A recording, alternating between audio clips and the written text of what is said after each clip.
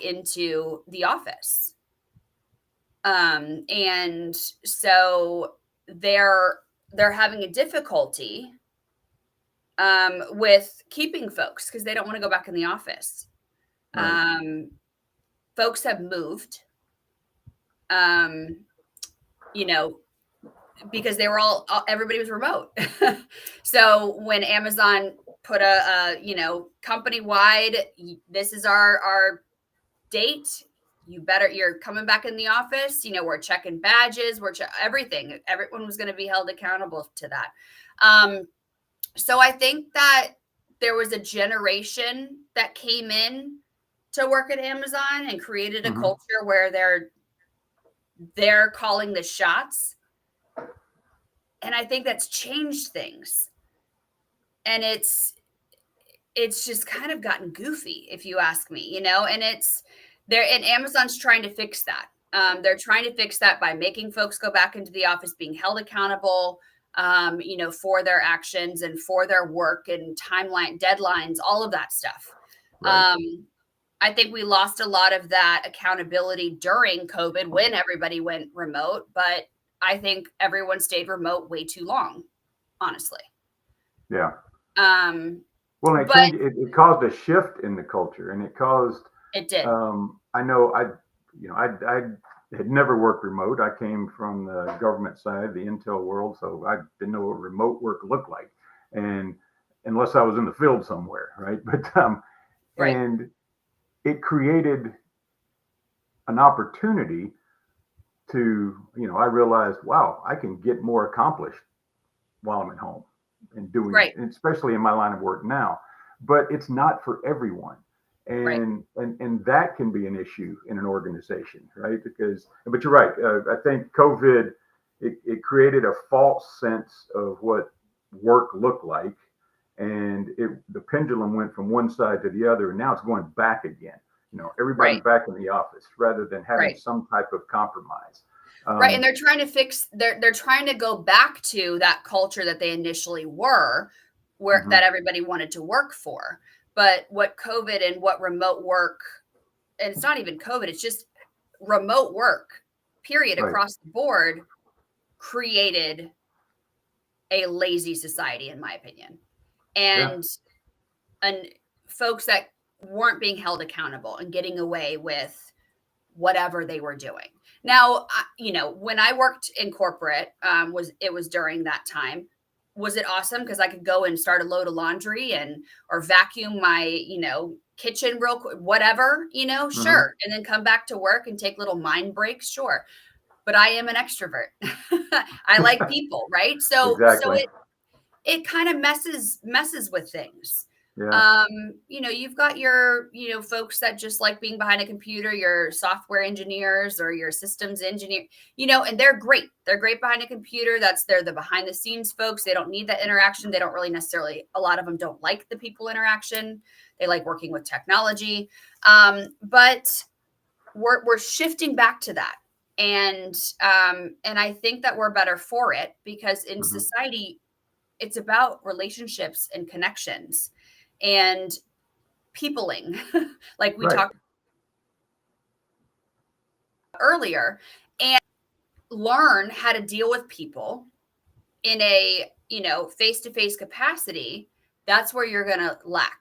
And that's where that culture is going to just go out the window. So one of the things I think we're seeing across the board now is this whole idea of burnout within organizations. And I always tell people, getting burned out is not from doing too much. It's from doing too much of the things that don't align with your values, that don't bring you joy. I mean, I like to fish. I've never been burned out fishing. So it's because I enjoy fishing. Yeah, my happy place. Yeah. I enjoy what I do now. So I don't get burned out working with organizations and leaders. It doesn't happen. I wake up every morning thinking about it. So how do we address, what are some of the early warning signs of that within the talent structure? What should business owners and leaders be looking for to prevent that? Sure. So if you don't have a growth plan, for, let's say you have a high performing individual, okay, strong personality, could be a good leader, maybe need to round some edges, have them take some classes.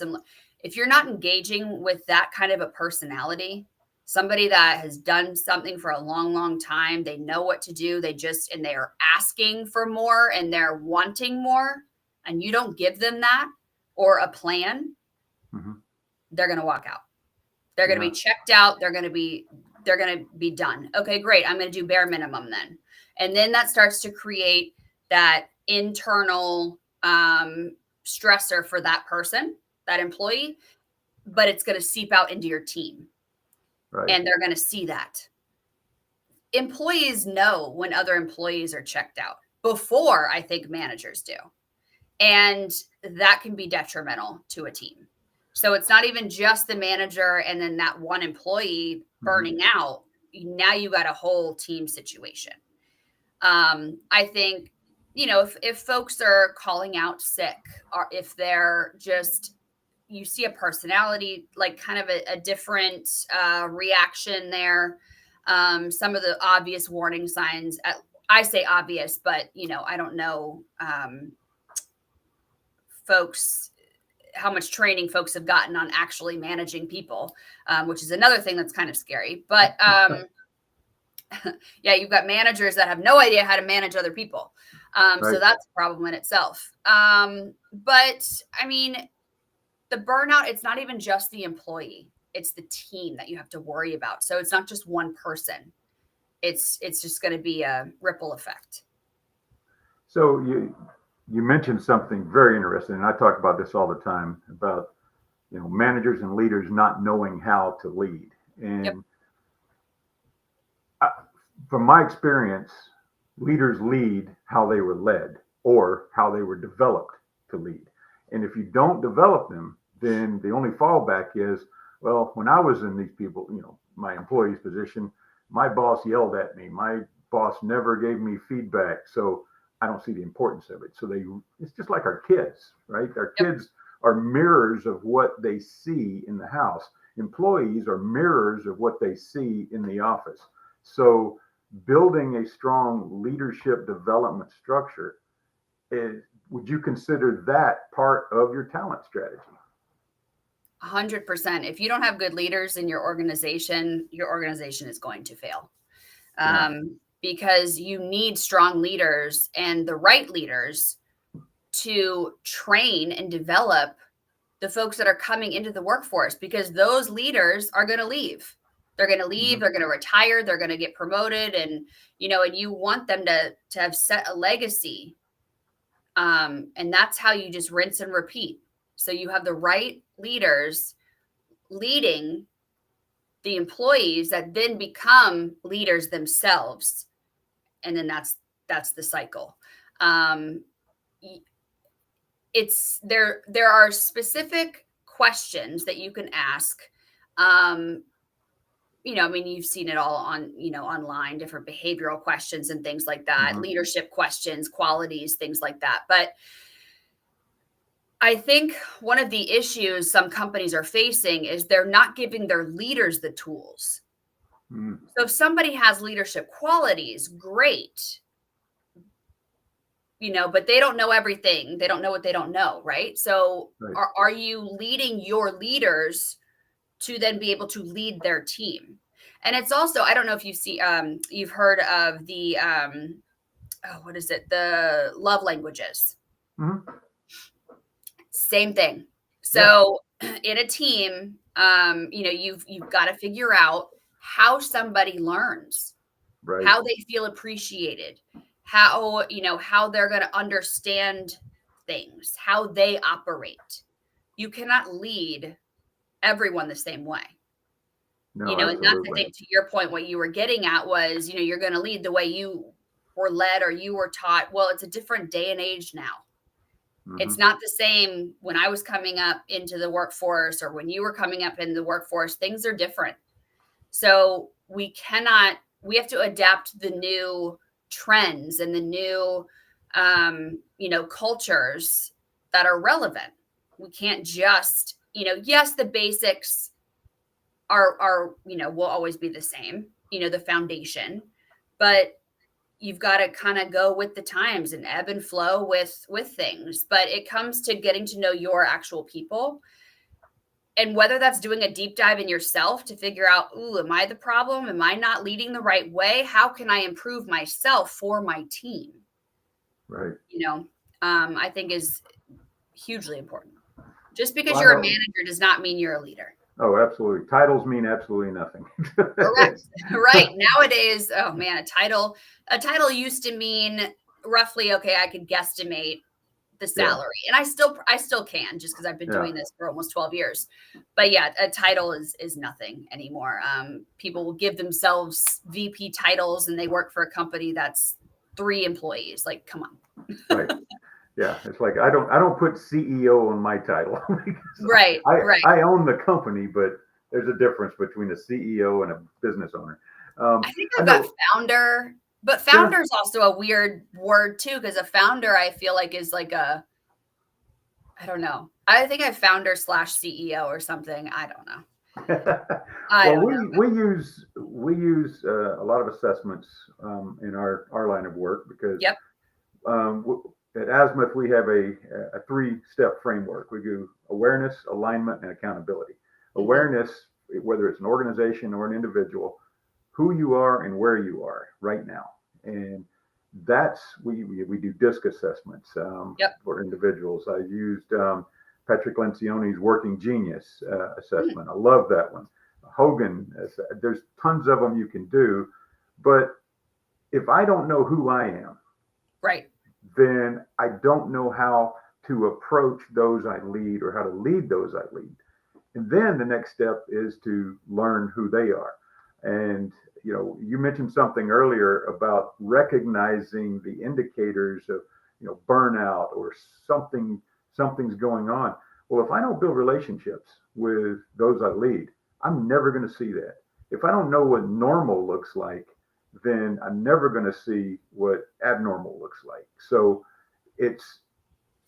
that's the personal side. And a lot of, we'll call them more senior leaders that I've worked with, that they talk about, well, those are the soft skills. I'm like, no, those are not soft skills. Those are foundational skills for a leader, that I understand the people I lead, and I have an EQ, that empathy, that I can not only see it but feel it, and be able to approach those I lead even more. So what are some examples maybe of where you worked with an organization that didn't have a talent strategy like we've been talking about? What have you seen? Let's tell you what, let's look at both. If you got an example of one that didn't have it, what happened? And if you got one of a company that did have it, and how did they end up or show up? So, regarding your assessments, okay, so companies, almost every single company I've worked for, I have taken some kind of personality assessment that dives into who you are and why you are, maybe not why you are the way you are, but why, how you react to certain situations. And then if you kind of do some self-reflection, with your therapist or whoever, you then can figure out why you're that way. But knowing is the first step. So knowing, that maybe, so for me, I'll throw myself under the bus. I know that I am not as much of an emotional empath, okay, as other people might be. I'm not as sensitive. I know that. And I know that can be a negative in certain situations. So I work hard to be aware of that and to overcome that when it's necessary. Whereas other people, that might be natural to them, but maybe they need to tighten up a little bit and not get as emotional about certain situations. If you know that about yourself, you can actively work on that. So, and that's a huge quality I'm not perfect. Nobody's perfect, right? I mean, you've got to always continuously learning, forever student about yourself, about the world, everything is, kind of my soapbox thing, I'll say right now. But I think that companies need to provide training. They need to provide leadership training. They need to provide not just assessments. Here, take this. Oh, okay. I'm going to read a piece of paper and, go over it with your managers. Have leadership conferences with your managers that you believe in and say, look, I want you to run my company. I want you to be my people to help me grow the next generation of, our employees, to help promote from within. If companies are not promoting from within, there's a huge problem. Yeah.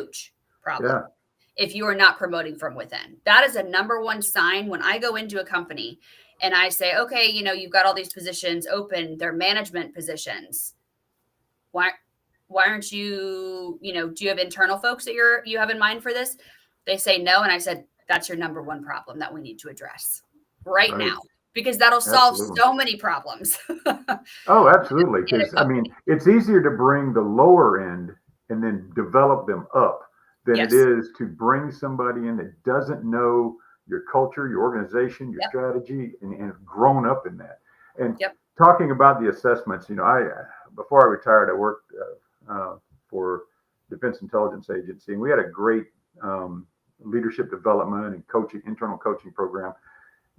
If you wanted to go get training on when we did DISC assessments, we did I've done that. the tetra mapping, and you name it, you could get it. And a lot of the divisions that sent their people through it, what they would do, especially in like little cubicle farms, on their nameplate, you had the little symbols. So you walk up to the cubicle and go, oh, this person is a high I on the DISC, and they're fire and earth on the tetra. So you knew immediately as you're approaching, I know who they are and how they communicate. So I know how I need to adjust and communicate better. Okay, but let me. Oh, it was all voluntary, by the way. It wasn't something. Let me challenge that. Do you think that that's good to have, like a good thing to have that information ahead of time, or do you think that's creating bias?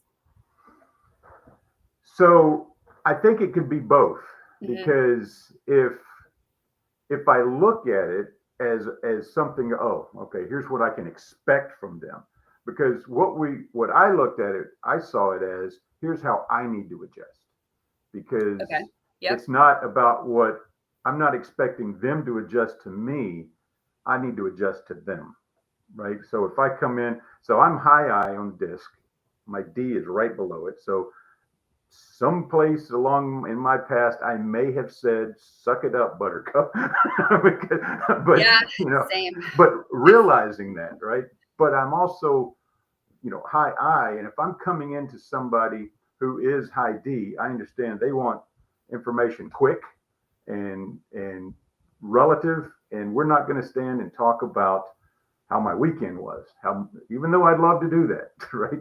Right. But I come in to adjust to them. So that's how we do it. Yeah. It's kind of giving some inside info, into someone. When I took the DISC, my D and my I were very high. My D was the highest, which I wasn't surprised about, because I know this, so throughout the years, what I've had to do to kind of overcome things, because I am like you, very much someone writes me an email, I'm going to answer their question and move on, right? Done. Okay. Off my to-do list. I've had to learn to put some smiley faces, to say good morning, and if I'm talking to somebody like this, you see their face, you see their, mannerisms, but in text, it's very, very different, and it can come across a way that somebody doesn't realize that they're doing it. I know I'm doing it just from, conversations with folks and, getting that feedback of, are you mad at me? And I was like, no, I just answered your question. You asked me a question. But adding, figuring out how that person on the receiving end needs to hear information, and then adding a smiley face or two it's not gonna kill me. So just Well, and remembering. that whole concept, I think really drives home what we've been talking about is building a strategy to hire, making sure you're attracting and retaining the right talent, Yep. but understanding how that talent interacts. Who are you looking for? How do what's the interview going to look like? So, in kind of bringing everything to a close, if you had to offer a piece of advice to leaders, C-suite, recruiters within organizations on crisis proofing their organization through building a strong talent strategy, what advice would you give them? Where would you want them to start? I would say you need to start with who you have. Do you have the right people right now? Do you have the right leaders? Look around the room. Are these the people that are going to lead your company to success or continued success? Or are these people going to not create, a culture where folks want to come and work for them? Mm-hmm. If you don't have the right leaders, like we had mentioned before, I mean, your company is as good as gone. So do a look around, figure out if you have the right people in the right seats. Now, just because somebody's not in the right seat doesn't mean they can't be in that leadership seat at some point. They just might not be ready. Right. So it's not necessarily a negative thing. It's just figuring out, or somebody you have is in accounting, but they're not happy. Should they be in recruiting? Are they more of a people person than a numbers person? Making sure that you have the right people in the right seats, right, I would say is number one. And that's what I do when I come in to do talent strategy with any company. That's the first thing I'm going to look at is who you have internal. Because before you go external, you need to look internally. Then you can assess what roles you need to hire for externally. Awesome. Well, thanks so much, Kirsten, for joining me today. And if you guys would like to reach out to Kirsten, here's her information. Use the QR code, grab it, go to her website, and get in contact, do a one-to-one.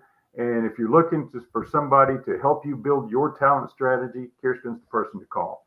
And if you're looking for someone to help you build your leaders once you get them there, please reach out to us at Azimuth Consulting, because that's what we do. It's what we love to do. We help leaders go from chaos to clarity, and we can help you develop your leadership team.